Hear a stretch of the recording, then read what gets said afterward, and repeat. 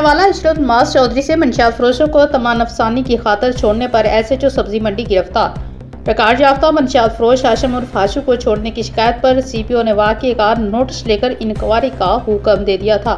आपको बताते चलें कि मंशियात फरोश को तमान अफसानी की खातर छोड़ने पर एसएचओ सब्जी मंडी गिरफ्तार, अपने ही हवालात में बंद कर दिया। रिकॉर्ड याफ्ता मंशियात फरोश हाशिम उर्फ हाशु को छोड़ने की शिकायत पर सीपीओ ने वाक़ई का नोटिस लेकर इंक्वायरी का हुक्म दिया था।